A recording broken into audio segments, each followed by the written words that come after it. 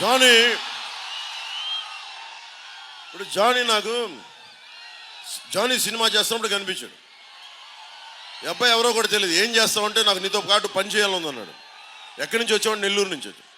తను నాకు ముస్లిం అని కూడా తెలియదు. నేను ప్రామిస్ చెప్పండి, నాకు అలాంటి భావాలు లేవు అన్నాను. అంటే ఎవరిలో ఏ స్కిల్ ఉందో మనకి ఎలా తెలుస్తుంటే అడిగేవాడు ఒకడు కావాలి. నా దగ్గరికి వచ్చి అడిగితే డాన్సర్ అయ్యాడు, డ్యాన్స్ మాస్టర్ అయ్యాడు, కోరియోగ్రాఫర్ అయ్యాడు. ఈ రోజున మన భారతదేశంలోనే అత్యంత ప్రముఖమైన కోరియోగ్రాఫర్. ఇది మతంతో సంబంధం ఏముంది, కులంతో సంబంధం ఏముంది?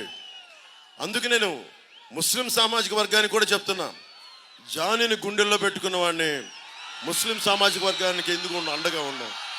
కాకపోతే నేను అందరిలాగా చెప్పండి. నేను అంతే, అందరిలాగా ఎక్కువ మాట్లాడి తక్కువ చేయడం కంటే కూడా తక్కువ మాట్లాడి ఎక్కువ చేయడం నాకు ఇష్టం.